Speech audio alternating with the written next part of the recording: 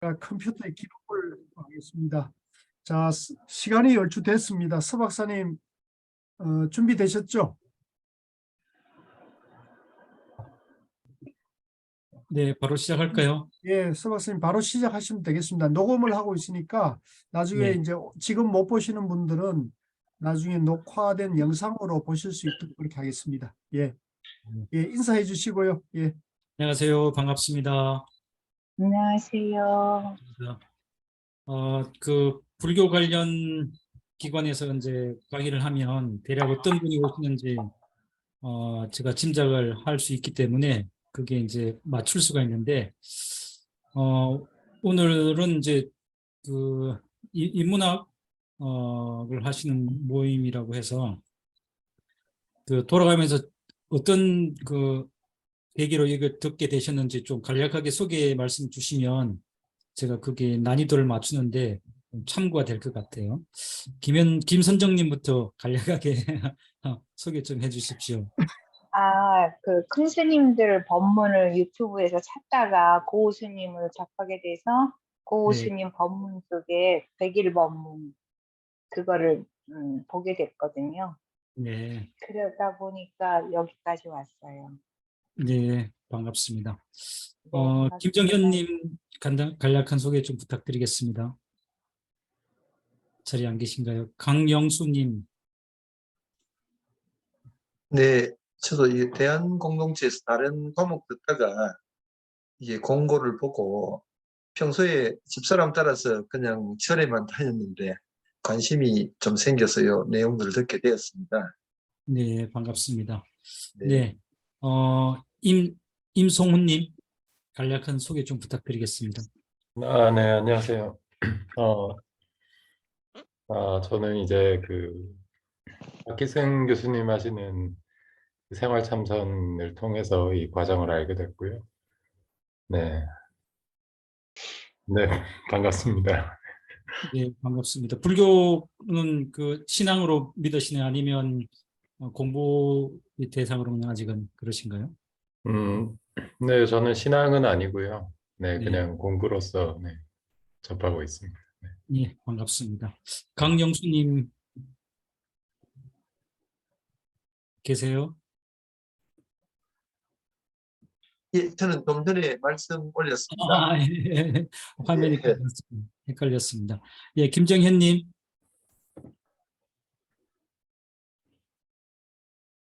안 계신가요? 정성희님. 네, 교수님 안녕하세요. 안녕하세요. 저는 그 생활 참선의 전문반에서 공부하고 있습니다. 네. 교수님 스타일 좀 변하신 것 같아서 너무 잘 어울리시네요. 교수님께서 안 그래도 대한 그 연구 단체 여기 그 경전반이 개설됐다 해서 너무 축하드리고요. 이번 뭐 동안그 때 다시 이제 100일 법문 강도 공부 시간이 있어서 함께 참여하게 됐습니다. 감사드립니다. 지금 반갑습니다. 업무 중이라서 제가 화면을 못 저하고 그냥 네. 예, 인사드리겠습니다. 네, 감사합니다. 손미영님. 네, 안녕하세요. 반갑습니다. 네. 간략한 자기소개 좀 부탁드립니다. 이 강좌 왜 듣게 되셨는지. 제가 이 난이도를 조절하려고. 그냥 대한 공동체에 떠서 했어요. 예. 네, 2년 따라 오셨네요. 네. 제일 잘 오신 거 2년 따라 오는 거. 네, 또 저 소개 안 하신 분 계십니까? 정종현님.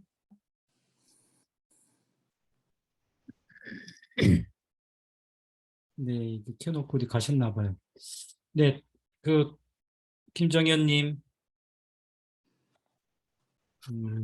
말씀을 못할 상황인 것 같습니다. 자, 네, 그러면 대략 이제 그 상황 파악이 됐고요. 그러니까 이제 불교를 공부하시는 분도 계시고 박희승 교수님과 같이 그 백일법문을 공부하시는 전문반에 공부하시는 분도 계시고 또 대한 공동체를 통해서 오신 분도 계신 것 같습니다. 그래서 가능하면 좀 그 평이한 수준에 맞출 수 있도록 노력을 해 보도록 하겠습니다. 자, 그럼 오늘 그 백일본문 역사적 맥락에서 바라본 그 백일본문인데요. 불교사의 관점에서 이 백일본문이 갖는 그 가치와 의의에 대해서 시간이 허락하는 대로 살펴보도록 하겠습니다. 크게는 이제 4가지 정도 주제를 살펴볼 수 있을 것 같은데요. 첫째는 이제 이 성철 스님과 그 백일본문이 탄생하게 됐던 그 과정들 간략하게 좀 살펴봤으면 하고요. 그 다음에 이제 이 백일본문의 가장 큰 특징이 전체 그 불교 사상을 그 중도 사상이라고 하는 그 핵심으로 꿰는 우리가 왜 구슬이 서말이라도 꿰야 보배가 된다고 하지 않습니까? 불교 사상이 8만 대장경으로 방대한데 그것이 어떤 그 원칙과 사상적 기준으로 이게 그 회통이 안 되면 대단히 그 혼란스럽죠. 아마 불교를 처음 공부하시는 분들이 이런 것들이 어려운데 이 백일본문에서는 전체 불교 사상을 일목요연하게 정리해주고 있다라고 하는 것이 이제 큰 특징이라고 할 수 있습니다. 그래서 이제 세 번째는 이 중도 사상에 입각해서 초기 불교와 대성 불교를 재평가하고 있다. 이 초기 불교와 대성 불교는 그 어떻게 바라보면 이제 그 가장 첨예하게 대립하는 이제 그런 두 테마이기도 한데 그것을 사실은 성철 스님의 관점에서는 초기 불교와 대성 불교가 서로 어긋나지 않는다, 충돌되지 않는다, 대립되지 않는다라고 이렇게 정리하고 있습니다. 왜 그런가 하면 그것이 초기 불교와 대성 불교가 모두 공이 중도를 사상적 원칙으로 하고 있기 때문에 그 중도 사상에 입각해 본다라면 그 초기와 대성이라고 하는 그 표면적인 그 외형적인 차이는 있겠지만 그 사상적인 근본은 같다라고 하는 그 결론을 이끌어내시죠. 자, 그 다음에 이제 그러면 이 백일본문이 근현대 한국 불교사에서 어떤 의미와 위상을 갖는지에 대한 내용들을 좀 살펴보겠습니다. 자, 저희들에게 주어진 시간이 2시간이기 때문에 이걸 뭐 충분히 다 살펴볼 수는 없습니다만은 시간이 허락하는 대로 살펴보도록 하겠습니다. 자, 그러면 이제 먼저 이 성철 스님과 백일본문의 탄생에 관한 내용을 좀 살펴보겠는데요. 이 성철 스님과 근현대 한국 불교사는 사실 뗄래야 뗄 수 없습니다. 왜냐하면 이 성철 스님은 한국의 근대 불교를 현대 불교로 전환해 놓은 그런 그 주인공이기 때문에 그렇습니다. 자, 스님은 이제 1912년에 태어나셔서 1932년 약관의 나이로 동서의 그 명절을 두루 섭렵했습니다. 그러니까 지금 해인사 100년함에는 성철 스님께서 평소 보시던 1만여 권의 책을 보관하고 있고 그 책을 이제 좀 더 그 항습이 되는 좋은 그 시설에 보관하기 위해서 지금 이제 도서관을 장경각이라는 도서관을 지금 이제 짓고 있고 며칠 전에 상냥식을 가졌습니다. 그러니까 스님이 보시던 책을 별도로 그 도서관에 장경각이라고 하는 도서관에 별도로 보관해야 될 만큼 많은 책을 보셨습니다. 10,000여 권이 넘는 책을 보셨죠. 물론 이제 이 약관의 나이에 32살의 나이에는 뭐 이렇게 10,000여 권의 책을까지 보지는 않았겠죠. 하지만 당대에 스님이 보실 수 있는 책들은 다 구해봤습니다. 무슨 뭐 성경을 비롯해서 유교 집안에 태어났기 때문에 유교의 논어나 뭐 공자 이런 것들은 물론이고 그 다음에 무슨 그 서양 철학자들 소크라테스나 이런 서양 철학서들도 봤고 그리고 칸트나 뭐 이런 그 서양 근대 중세 철학자들 이런 이제 저서들도 봤죠. 칸트의 실천 이성 비판인가 뭐 그런 책을 구하기 위해서 사랑과 책 한 권을 맞바꿨다라고 합니다.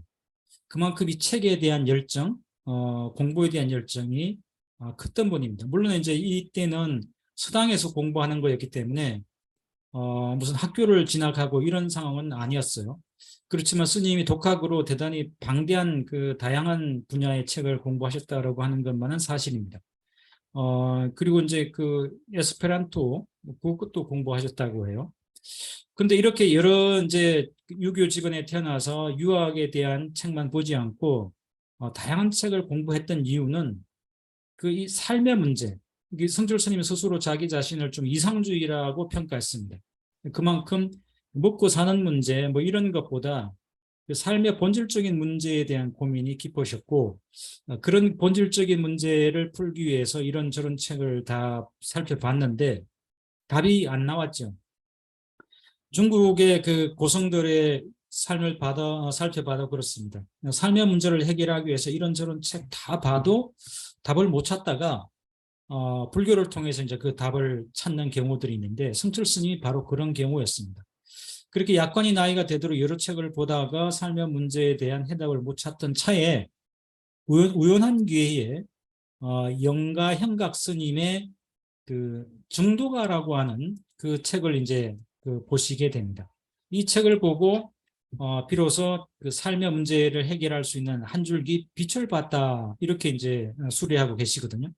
그래서 이것이 이제 인연이 되어서 불교와 그 연을 맺게 되고 그것 때문에 이제 출가를 하게 되죠.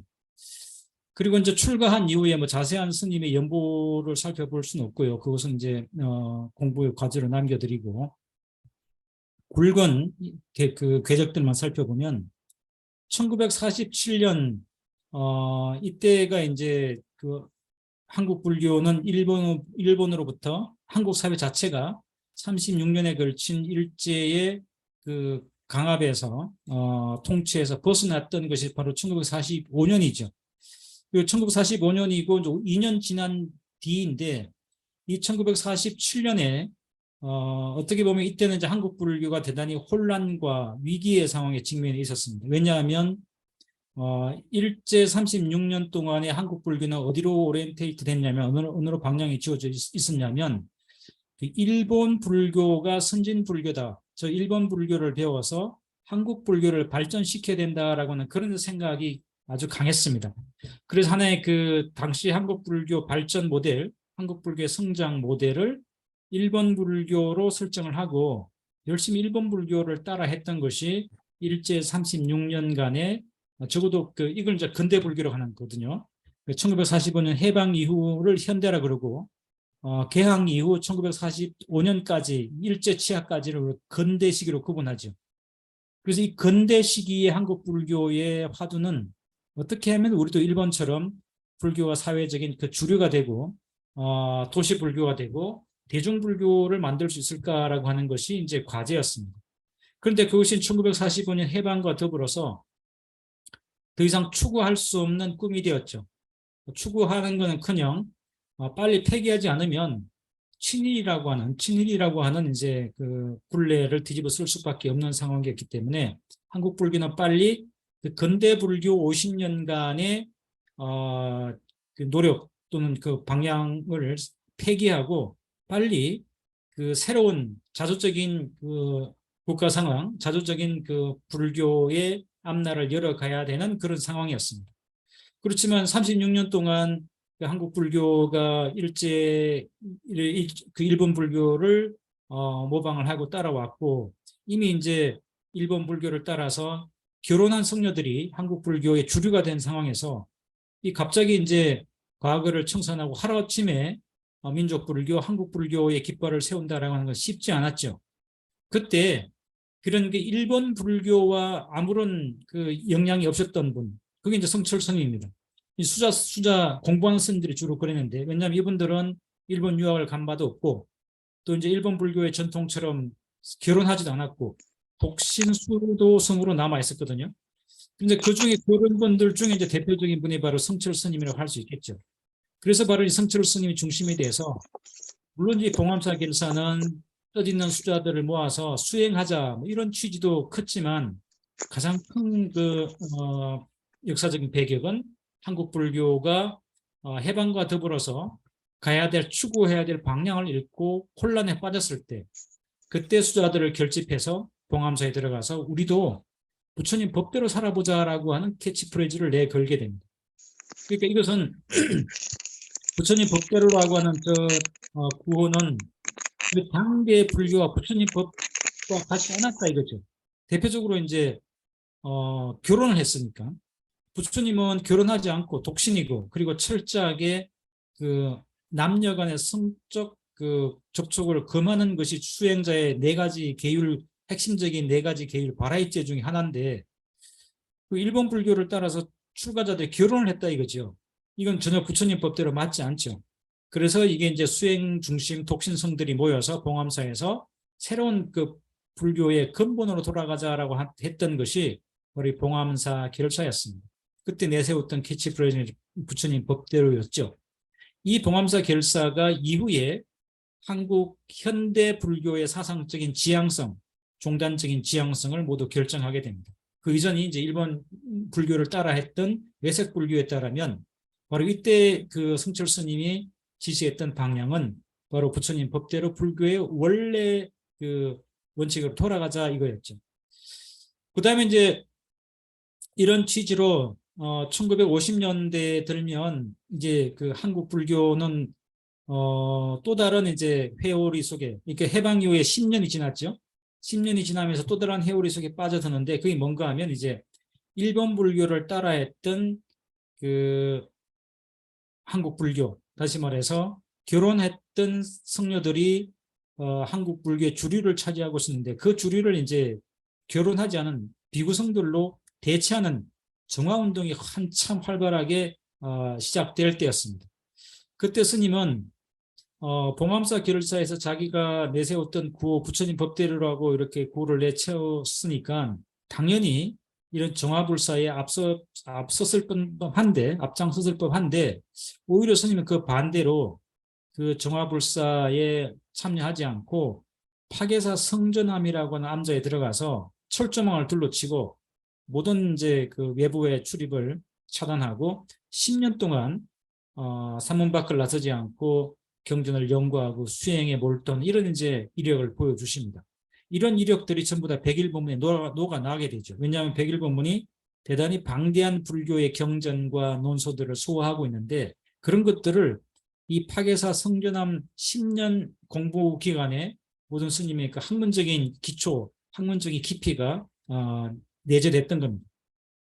이렇게 해서 1947년에 봉암사 들어가서 치열하게 수행하고 그리고 1955년부터 약 10년에 걸쳐서 불교의 그 모든 경전과 계율과 논소들을 깊이 있게 연구하면서 그야말로 교와 선과 교를 모두 갖춘 준비된 한국 불교의 리더였죠. 자, 그러면서 이제 1967년이 되면 어느 정도 이제 한국 불교에서 그 외색 결혼한 성녀들이 차지하고 있던 주요 사찰들이 회복이 됩니다. 그 중에 이제 대표적으로 합천 해인사가 대처성 결혼한 성녀들이 차지하고 있던 합천 해인사가 비구들의 사찰로 바뀝니다. 정화가 됐죠. 그래서 정화가 되고 나서 이제 이 해인사는 세인들의 주목을 받는 사찰이 됩니다. 왜냐하면 비구성들이 부처님 법대로라고 하는 그 원칙에 입각해서 어떤 수행 가풍을 세우겠다라고 얘기하면서 기존에 거처를 차지하고 있던 대처성들을 내쫓았기 때문에 그러면 당신들은 어떻게 하나 두고 보자 이런 이제 그 세상의 그 관심의 눈초리가 해인사람 몰려들었겠죠. 그런데 일제 36년 동안은 그래도 일본 유학도 가고 식자층들은 다 결혼한 스님들이었고 그 다음에 이제 한국에 남아있던 결혼하지 않은 이 수행성들은 주로 이제 선방에서 공부를 중심으로 하는 분들이었기 때문에 이 해인 총님을 만들어서 그 해인 총님을 정말 세상의 기대에 부응할 만큼 잘 이끌지 안 이끌지는 사실은 대단히 이제 그 의문부호가 붙었죠. 근데 그때 준비된 서성이 한 분 있었죠. 봉암사 결사를 비롯해서 전국의 선원을 다니면서 수행을 했고 그 다음에 파괴사에서 10년에 걸쳐서 두루 선과 교를 두루 섭렵한 선과 교를 섭렵한 이 성철 스님이라고 하는 그 불사출의 인물이 있었던 겁니다. 바로 이 승철 스님을 해인 총림의 초대 방장으로 이제 그 모시게 되죠. 그리고 초대 방장으로 이제 모신 뒤에 사람들이 이제 해인 총림을 어떻게 변화나 바라보고 있을 때, 그때 스님들이 그 승철 스님이 스님들을 모아놓고 해인사 그 대적광전에 모아놓고 100일에 걸쳐서 했던 법문이 바로 이 100일 법문입니다. 그러니까 이 해인사 대적광전, 해인사라고 한 사찰은 그 화엄 10찰 가운데 하나거든요. 의상 스님이 신라시대 때 건립했던 화엄 10찰 중 하나인데, 그래서 이제 해인사의 그 중심적인 전각이 대적광전입니다. 고유한 침묵의 빛이라고 하는 대적광전이죠. 그 대적광전에서 무려 100일에 걸쳐서 사자와 같은 큰 포효를 하셨죠. 이 사자와 같은 큰 성철 스님의 포효를 듣고 이제 한국 불교는 깨어납니다. 한 10년간 이제 종합을사하면서 사찰에서 대처성들을 내보내고 비구성들이 이제 사찰의 중심이 되었지만, 그것은 어떤 그 물적 토대를 확립하는 것이었고 실질적으로 어떤 정신적인 내용성까지 담보되는 것은 아니었거든요. 바로 그런 수행자들에게 성철 스님은 이 100일 법문, 100일에 걸친 이 장광설법을 통해서 한국 불교가 무엇을 지향해야 되는 건지, 그리고 불교의 핵심은 무엇인지, 그리고 출가한 사람들이 어떤 정신적인 기준과 가치관을 갖고 수행해야 될 것인지에 대한 그 기준을 이렇게 쫙 설명함으로 인해서 이 한국 불교가 완전히 한 단계 업그레이드 되고 일신되는 그런 계기를 마련했던 것이 바로 성철 스님의 100일 법문입니다. 그리고 이제 1981년에 이제 조계종 종중에 취임하죠. 조계종의 최고 이제 정신적인 어른으로 취임을 하고 그러면서 이제 한국 불교의 수행 가풍을 진작시키게 됩니다. 그리고 1983년에 입적하시죠. 그래서 입적을 하셨지만 성철 스님의 그 입적 소식을 듣고 전국에서 그 가야산을 가득 메울 만큼 수많은 그 추모객들이 해인사로 구름처럼, 그야말로 구름처럼 모여들면서 스님은 입적하셨는데 그 스님의 법력으로 인해서 한국 불교가 크게 세상에 떨치는 그런 이제 행적을 보여주셨습니다.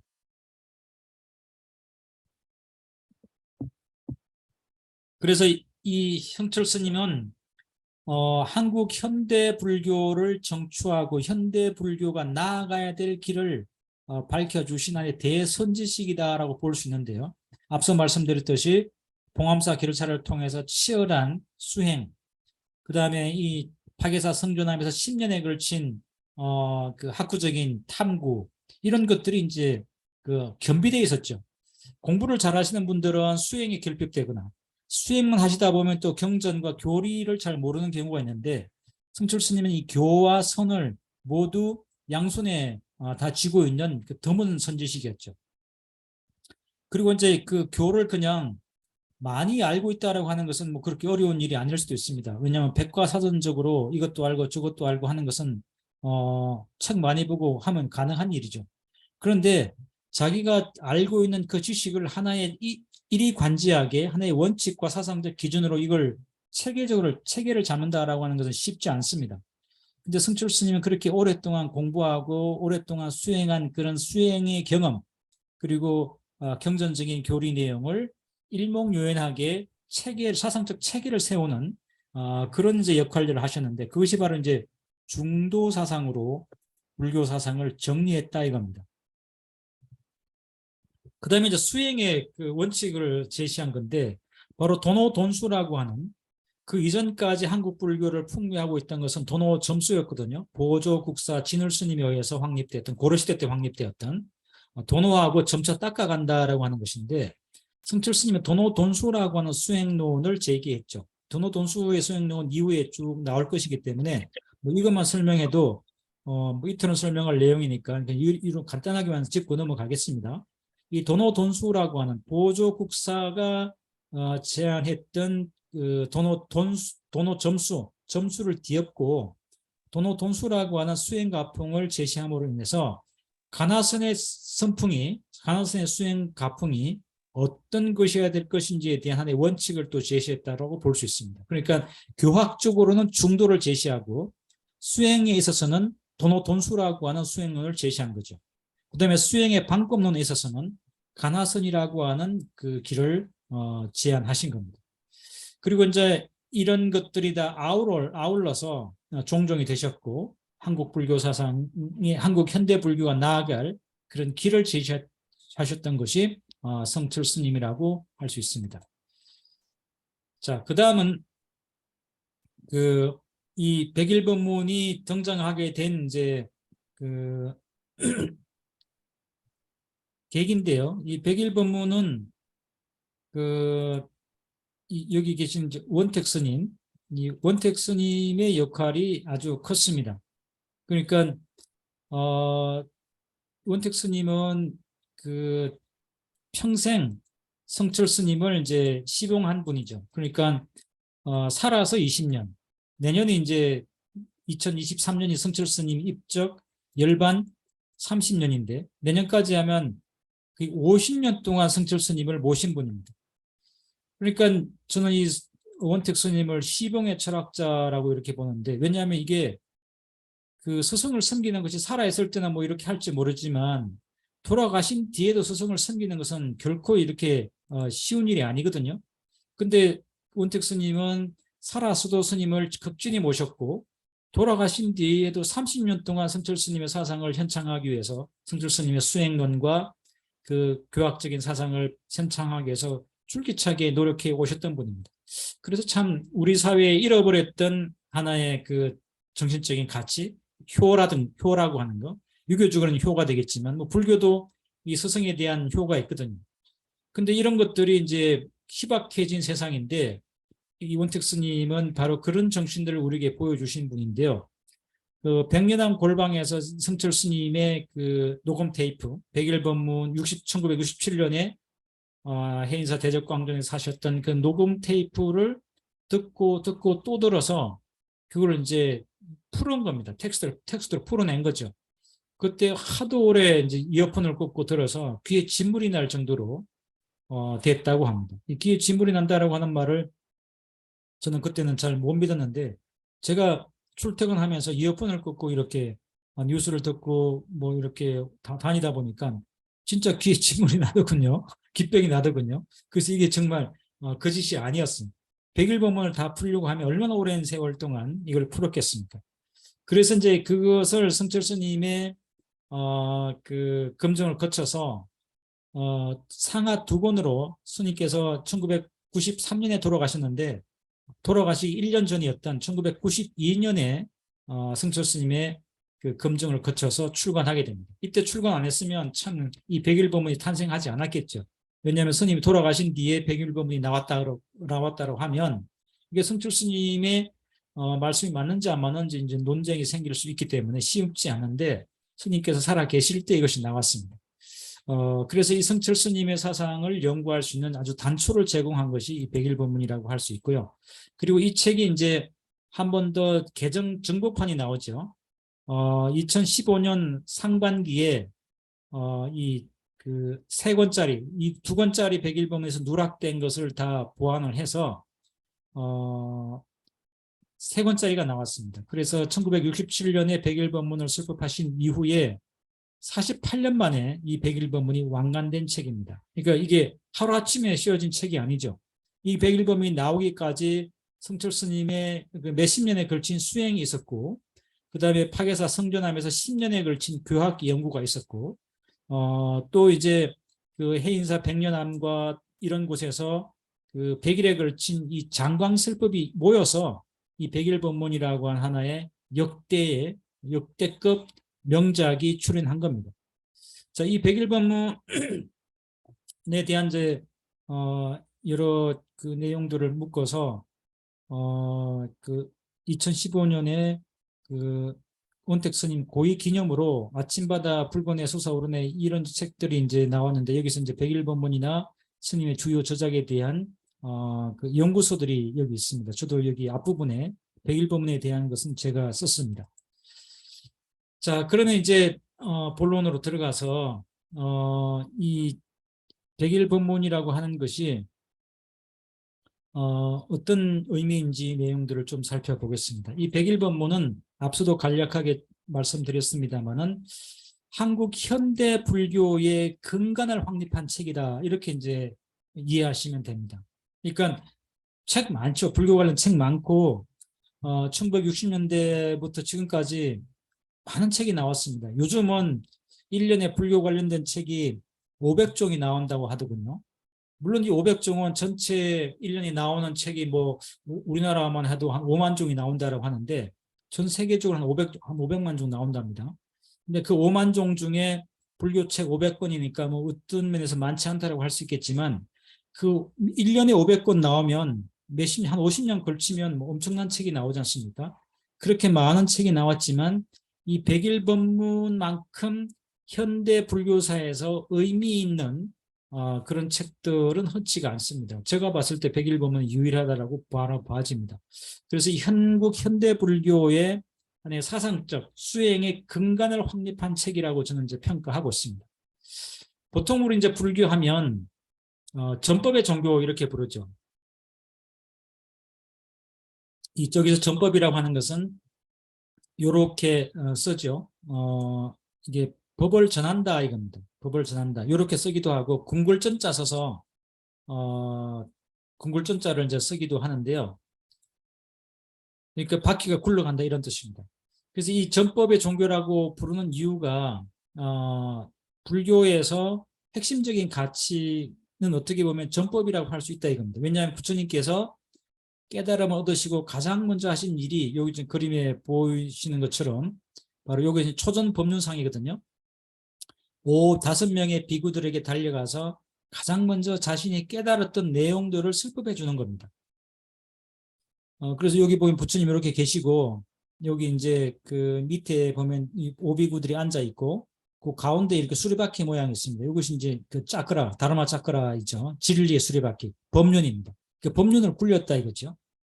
그래서 이런 부처님께서 깨달음을 얻고 나서 가장 먼저 하신 일이 진리의 수레바퀴를 굴리는 일이었고, 그리고 부처님이 돌아가시는 마지막 날 밤에 최후에 하신 일도 그 법륜을 슬법하는 거였습니다. 내일 내가 부처님이 붓다가 인멸이 되신다라고 일러라. 마지막으로 물어볼 것이 있고 궁금한 점이 있으면 와서 물어보라고 하라. 이렇게 말씀하시고 그때 그 나이든 브라만에게 슬법을 해서 마지막 제자를 받아들이는 것도 그 부처님의 슬법이었습니다. 그러니까 부처님께서 깨달음을 얻고 나서 첫 번째 하셨던 일도 슬법, 돌아가시는 순간에 마지막 하셨던 일도 슬법. 그러니까 오로지 불교의 핵심은 법을 전하는 것, 진리를 전해서 사람들의 마음을 밝히는 거라는 겁니다. 그래서 이 불교의 역사는 곧바로 전법의 역사이기도 하고 슬법의 역사이기도 합니다. 이 슬법은 불교에서 빠질 수 없는 거죠. 기독교에서 목사님의 설교가 빠질 수 없듯이 항상 부처님이 있는 곳이면 그곳에 슬법이 있습니다. 스님이 있으면 슬법이 있죠. 그것이 언어적인 슬법일 수도 있고 삶을 통해서 보여주는 하나의 그 위교할 수도 있고 여러 가지 방식이 있겠지만 아무튼 사람들의 마음을 바꾸고 감동을 주는 그 뭔가 그 진리를 전파해주는 슬법이 항상 있죠. 그래서 그 진리의 슬법을 빛에 비유하기도 하고 그렇습니다. 그런데 많은 슬법 가운데 백일법문은 좀 특별한 슬법이다 이겁니다. 그냥 절에 가면 스님들에게서 듣는 그런 슬법일 수도 있겠지만 백일법문은 대단히 특별한 슬법일 수 있다. 왜냐하면 백일법문은 그 자리에 모여 들어있던 당대 대중들을 감동시키는 차원을 넘어서기 때문에 그렇다. 보통 이제 어떤 스님께서 슬법을 잘 한다고 했을 때 그 스님의 슬법을 듣고 그 슬법의 감동이 하루 가면 좋은 일이고 이틀 가면 좋은 일이고 한 달 가면 좋은 일이죠. 근데 대부분 이제 그 감동이 오래 가지 않습니다. 근데 이 성철 스님의 백일법문은 그 당대의 법문을 듣고 있던 스님들에게 감동을 주었던 것은 물론이고 세월이 지나도 이 슬법의 내용이 빛이 바래지 않고 한국 불교를 떠받치고 굴러가게 하는 역할들을 하셨어요. 그래서 이 역사를 움직이게 하는 슬법들이 있다 이겁니다. 대표적으로 이제 부처님의 초전 법륜이겠죠. 부처님께서 녹야원에 달려가셔서 오비구들에게 설법을 하심으로 인해서 그 불교의 역사가 달라지죠. 그 다음에 이제 그 육조 해능 스님이 소주 대범사에서 승리 도속 1만여 명을 대상으로 육조 단경을 강의하는 것도 특별한 설법입니다. 그 설법은 그 당대에 그 자리에서 법문을 듣는 사람들의 감동으로 끝나지 않고 선종이라고 하는 새로운 중국적 불교의 전통을 확립하게 되는 계기가 되죠. 바로 그것처럼 한국 현대 불교사에서 그런 설법이 무엇인가라고 묻는다라면 저는 주저없이 백일법문이라고 말씀드릴 수 있을 것 같습니다. 왜냐하면 바로 이 백일법문으로 인해서 비로소 한국 불교는 그 일제 36년 동안 적어도 개항 이후에 50년 동안 지속해 왔던 그 일본 불교를 향한 모방을 청산하고 한국 불교의 전통을 복고했기 때문에 그렇다 이겁니다. 그래서 이 백일법문이 이제 있고 나서 50년이 흘렀죠. 50년이 조금 더 지났는데 50년이 흘렀고 그 다음에 백일법문을 하기까지 개항 이후에 한 50년의 세월이 흘렀습니다. 그래서 한 100년 근현대 불교사 100년 정도 되는데 이 현대 불교사에서 백일법문은 스님께서 공부 많이 하고 내가 공부를 많이 했으니까 이제 뭘 얘기를 하고 싶다. 누구에 달려가서 나의 이 학문적인 또는 이 수행적인 깊이를 사람들에게 전해주고 싶다라고 하는 개인적인 욕망의 발로가 아니었어요. 어쩌면 스님은 계속 혼자 공부하고 수행하는 데만 집중했을 수도 있습니다. 근데 그때 한국 불교는 그 해방을 겪었고 그 다음에 이제 해방 이후에 대처를 청산하고 비구 중심의 종단으로 재편되고 그 다음에 주요 사찰들이 결혼하지 않은 비구성들이 들어가서 사찰을 이제 차지하면서 불교의 본래 모습을 되찾자라고 했을 때 그 되찾고자 하는 불교의 본래 모습이 무엇인지 알아야 될 것이고 누군가가 그것을 담보해낼 수 있는 스승들이 필요했겠죠. 바로 그와 같은 한국 불교의 요청이 이 파괴사 성전함에 들어가서 두문불출하고 연구 수행에 몰두하고 있던 성철 스님을 역사의 현장으로 불러내게 했던 거죠. 그래서 한국 근현대 불교사라고는 역사적인 상황이 요청한 법문입니다. 근데 그 요청이 있다고 해서 누구나 할 수 있는 건 아니죠. 내적으로 수행이 담보되지 않고 그리고 이 교학을 두루 섭렵하는 사상적인 체계가 없다라면 설사 그 사다자에 올라가서 법문을 하더라도 그 당대의 그 이벤트로 끝나고 말죠. 그런데 성철 스님이 그와 같은 역사적인 부름을 받고 그 역사적인 부름에 100%, 1000%의 역할들을 해내는 자질을 갖고 있었던 겁니다. 그렇게 됐던 것이 바로 이제 이 해인사라고 하는 해인 총림이라고 하는 무대가 중요해서인데요. 앞서도 말씀드렸듯이 해인 총림은 정화의 결과로 비구들을 내보내고 대처성들을 내보내고 비구가 차지한 절입니다. 그래서 세간의 사람들이 비구성들이 얼마나 잘하나 두고 보자. 왜냐하면 때로는 이 과정 속에서 불법도 동원이 되고 무력적인 충돌도 있었기 때문에 도대체 뭘 얼마나 잘하려고 그러나라고 하는 의구심을 갖고 있었거든요. 그 의구심을 풀어낼 만한 무언가 질적인 변화들을 보여주지 않으면 어떤 평가를 받겠습니까? 저 사람들 절 뺏으려고 저랬구나. 그럼 결혼하나 안 하나 그런 건 잘 모르겠고 우리는 잘 모르겠고 어떻게 그 불교적인 본질을 운영하고 불교의 본질을 담보하는가가 중요한데 알고 봤더니 그 주인만 바뀌었을 뿐 하는 행태는 똑같네 이렇게 되면 정화의 정당성이 확보가 되지 않습니다. 그래서 이제 이 성철 스님께서 도대체 왜 결혼하지 않은 비구들이 그렇게 정화의 목매에 달하는가를 보여줘야 됐던 거죠. 그래서 이 백일법문을 통해서 성철 스님은 근대 불교와 지향해 왔던 50년간의 그 일본 불교를 모델로 한 그 불교를 청산하고 지금부터 현대 불교로 가야 된다라고 하는 이게 이제 봉암사 결사 이후부터인데요. 이 현대 불교의 사상적인 내용과 수행적인 방향과 종단이 나아가야 될 길을 제시했던 것이 백일법문이라고 하는 겁니다. 그래서 이 백일법문을 통해서 설법되었던 성철 스님의 법문이 바로 우리 한국 현대 불교, 일본 불교를 청산하고 새롭게 그 비구성들이 한국 불교의 주류가 된 이후에 그런 한국 불교가 지향해야 될 사상과 방향과 수행 내용을 여기 담아내고 있다. 그래서 이게 특별한 법문이라는 거죠. 백일법문의 내용은 대단히 이제 세 권의 책에도 담겨 있습니다만 이게 세 권의 책에 담겨 있지만 이게 어려운 아주 꽉 찬 언어로 담겨 있는 거라 이걸 쉽게 풀면 뭐 10권도 되고 20권도 될 수 있는 그런 책입니다. 그래서 이와 같은 장광설을 하되 초점 어디까지나 수행과 그 수행 가풍 진작이라고 하는 것에 맞춰져 있는 것이 이 백일법문의 특징이라고도 또 할 수 있습니다. 그만큼 이제 중구난방으로 얘기하지 않았다. 100일 채우려고 그냥 이런 얘기도 하고 저런 얘기도 하고 재밌는 얘기도 하고 뭐 이렇게 시간 때우지 않았다는 겁니다. 보통 보면 이제 시간이 많으면 한 100일 정도 주어지면 중간에 농담도 하고 뭐 그 쓰잘데기 없는 질문도 하고 그렇게 보내요. 근데 요즘은 이제 그 대학 강의에서도 그렇게 잘 못하죠. 왜냐하면 다 이제 이렇게 그 오프라인 강의를 하더라도 다 이 촬영을 해서 올리고 막 이렇게 하니까 지금 제가 하는 이 강의도 쓰잘데기 없는 이야기하면서 보낼 수가 없는 거예요. 이게 다 이제 기록이 남고 그렇기 때문에 알차게 얘기해야 되는 거죠. 그런데 과거에는 안 그럴 때가 많았죠. 뭐 개강하고 이제 6개월, 3개월, 3, 4개월 강의할 동안 이런저런 그 에피소드 얘기하면서 넘어갈 때도 있고 때로는 야외 수업이라는 핑계 대고 벚꽃 보러 갈 때도 있고 이렇잖아요. 근데 성철 스님이 100일 법문을 100일에 걸쳐서 그냥 꽉 찬 알찬 법문을 하셨어요. 이게 참 쉽지 않은데 대단한 법문이라고 이제 저는 평가합니다. 자, 그 다음에 이제 살펴볼 내용이 이 100일 법문의 주제의식입니다. 본분사, 그러니까 본래 그 지향해야 될 그 본분사에 투철하다라고 이제 볼 수 있는데요. 이 성철 스님의 이 100일 법문은 주제의식이 뚜렷합니다. 그냥 그 100일이라고 하는 시간 때우기 위해서 설법한 게 아니라는 겁니다.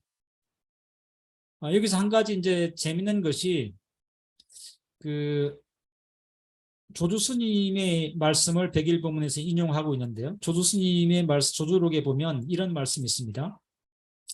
나는 여기서 조주 스님이 조주록에서 본분사로서 사람들을 대한다 이렇습니다. 본분사로서 사람들을 대한다라고 하는 것은 이런 얘기 저런 얘기 이런 것을 장황하게 펼쳐놓기 위해서 내가 얘기하는 것이 아니다. 핵심이 뭔가 출가자로서의 그 핵심을 밝히는 데 초점이 있을 뿐 다른 얘기는 관심이 없다.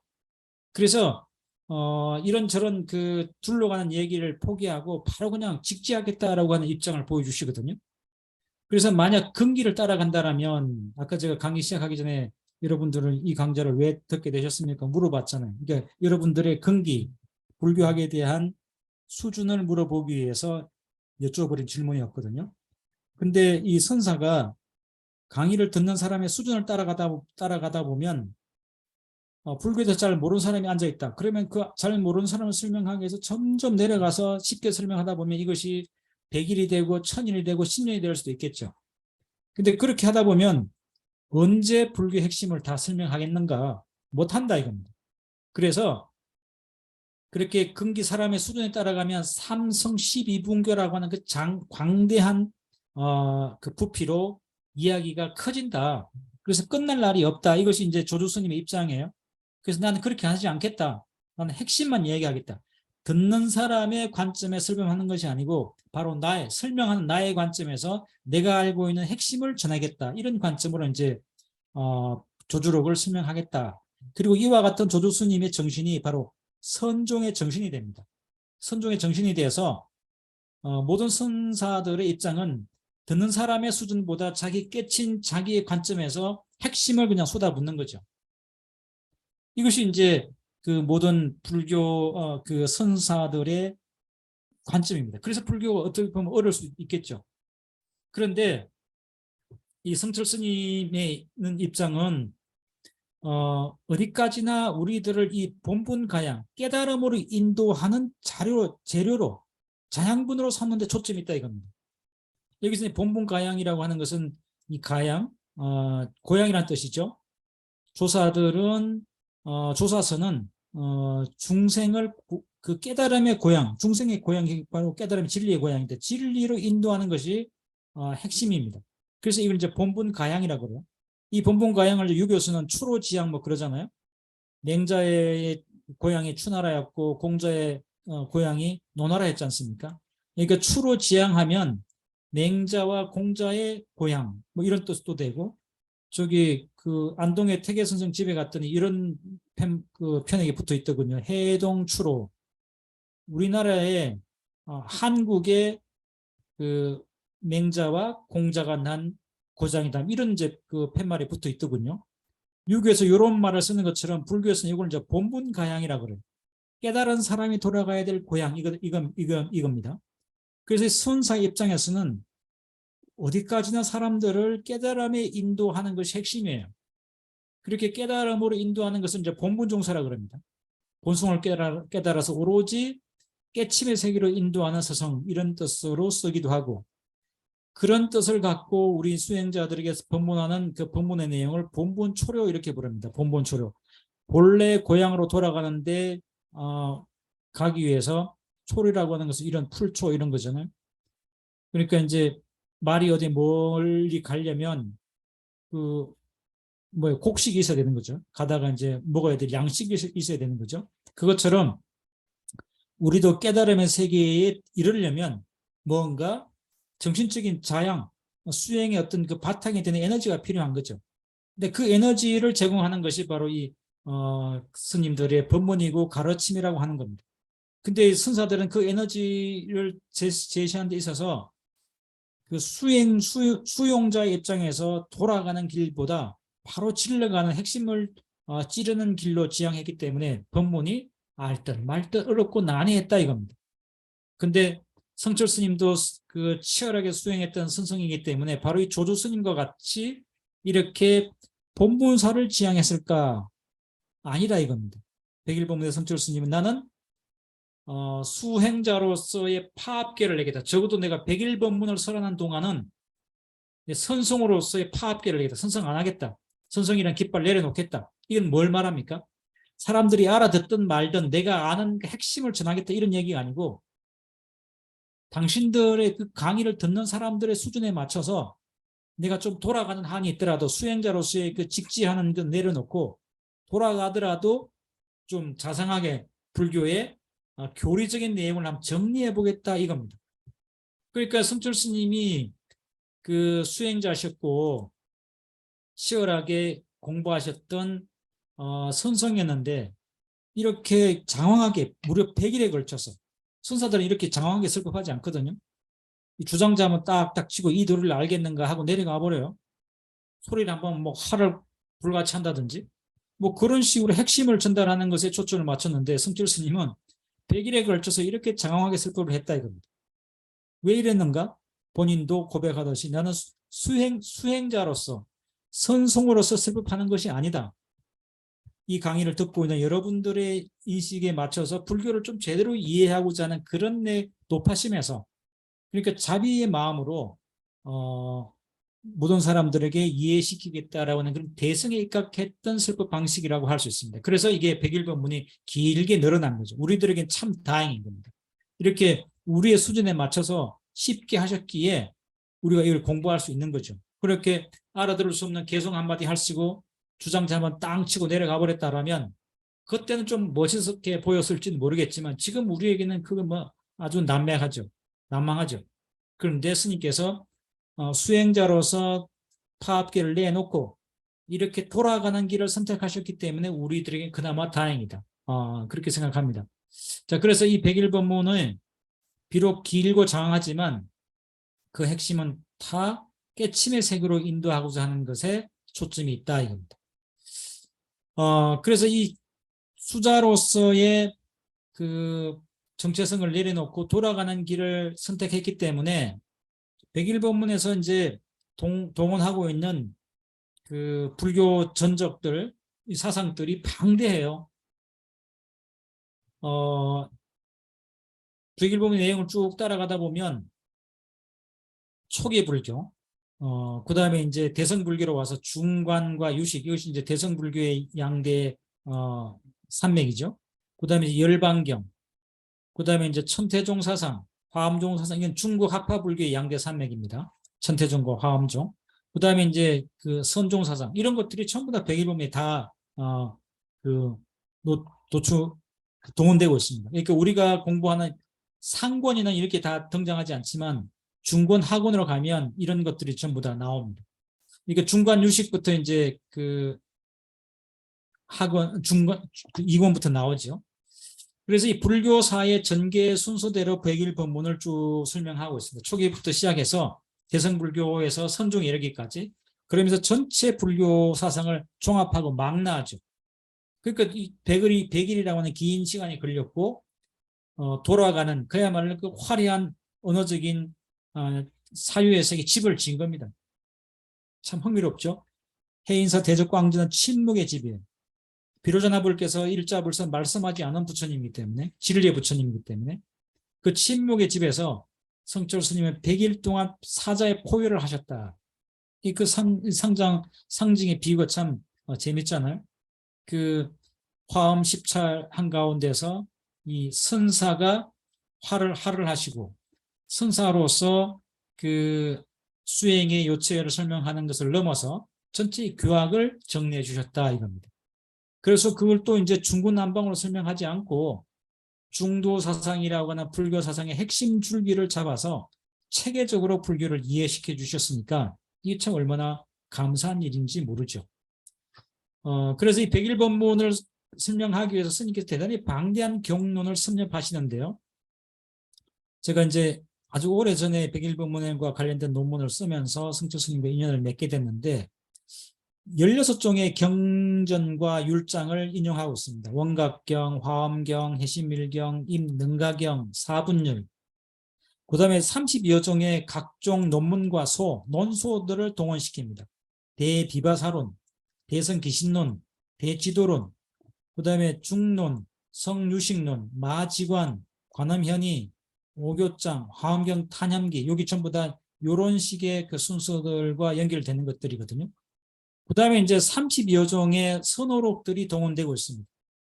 육조당경, 임재록, 마조록, 전신법요, 태고록 이런 것들이 종횡무진으로 인용되고 있습니다. 그러니까 참으로 박식하고 공부를 많이 하셨다라고 하는 것을 백일법문 공부하게 되면 저절로 알게 되죠.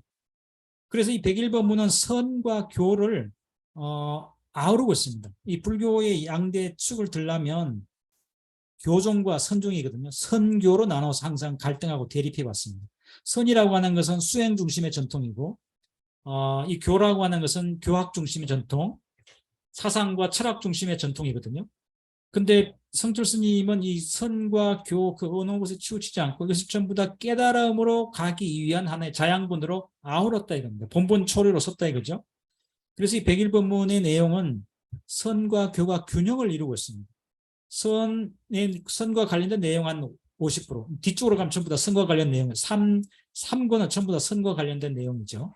그 다음에 교에 대한 내용이 한 반, 그래서 1:1 정도 비율로 구성되어 있습니다. 선과 교를 양손을 파악하고 있다. 그래서 이 교는 깨달음으로 가는 한 이정표로서 중요하기 때문에 교에 대한 내용들을 말씀하시고, 그 다음에 선은 실제 우리가 어떻게 수행을 해서 깨달음을 얻을 것인지에 대한 내용들을 설명해야 되기 때문에 또 선을 놓치지 않고 있죠. 그래서 이 백일법문은 선과 교의 그 대립관계, 선과 교는 항상 이렇게 치열하게 논쟁하고 싸워왔는데 그런 대립과 그 배제의 관계를 넘어서서 깨달음으로 가는 이정표와 깨달음으로 가는 실천이라고 하는 그 조화와 보완의 관계로 이렇게 이 선과 교를 정리하고 있습니다. 그런 점도 우리들에게는 참 중요한 지침이 될 수밖에 없죠. 바로 이런 맥락에서 이 백일법문은 그 한국 현대 불교의 대표 저작이라고 감히 얘기할 수 있다 이겁니다. 왜냐하면 이 방대한 논중 자료와 전문적인 내용들을 소화하고 있거든요.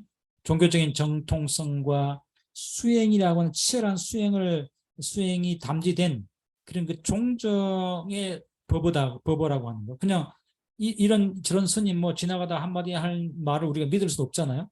근데 치열하게 수행을 하고 그것을 경전적인 교리적인 근거를 대고 그리고 종단적 위상이 그 뒷받침된 그런 믿을 만한 저작이라고 하는 거. 그 다음에 불교에 대해서 이런저런 책 많은데 그 저자가 믿을 만한지 우리가 의심되는 저자가 많기 때문에 그걸 다 못 믿어요. 이건 누가 썼는가, 누구의 얘기가, 이게 대단히 중요한 이야기죠. 그 다음에 불교의 핵심 사상, 중도라고 하는 것. 그 다음에 도노돈수라고 하는 그 수중론, 뭐 어떻게 닦고 어떻게 깨닫는가라고 하는 수중론. 그 다음에 깊고 시문한 불교 사상과 수행에 관련된 내용들이 백일범위에 다 들어있어요. 주로 이제 현대에서 출판된 스님들의 책들이 많은데 대부분 보면 이제 법문집이 주류이고 그 법문집의 내용은 대중들이 알아듣기 쉽게 하기 위해서 무슨 그 과거에 그 인연담 많이 등장하죠. 전설따로 삼설처럼 재미는 있지만 그 재미있는 것이 모든 것이 항상 깊이 있는 교리를 담보해내는 것은 아니거든요. 근데 백일법문은 대중적인 슬법임에도 불구하고 대단히 전문적인 그 내용들을 함축하고 있다라고 하는 것이 핵심입니다. 그리고 이제 그 법문을 하게 됐던 이 목적이 불교의 본래성을 회복하기 위한 어떤 그 투철한 가치관을 내재하고 있고 담보하고 있다라고 하는 거죠. 그래서 이 백일법문은 결론적으로 현대 한국 불교의 대표 저작이라고 하는 위상을 분명하게 가지고 있다 이겁니다. 그래서 수행에 근거한 종교적인 권위를 갖고 있었고 방대한 논중 자리를 제시하면서 객관적인 그 내용을 확립하고 있고 그리고 중도라고 하는 치밀한 주제의식으로 일관된 논지를 전개하고 있다. 왔다 갔다 하지 않는다 이겁니다. 그 다음에 불교 사상의 핵심적인 내용들이 여기 다 녹아 있다. 그래서 이와 같은 특징들로 인해서 백일법문은 한국 현대 불교를 대표하는 저작으로 손꼽기에 손색이 없다. 그러니까 우리가 이 백일법문 공부는 바로 이 현대 불교의 현대 불교가 낳은 하나의 그 대표적인 저작들을 우리가 공부한다 이겁니다. 자, 이렇게 해서 잠시 휴식을 취하시고요. 2부에서 나아본 중도 불교 사상의 핵심 줄기를 잡다 이 부분을 살펴보도록 하겠습니다. 한 5분 정도 쉴까요? 네, 그러면 35분에 다시 시작하도록 하겠습니다.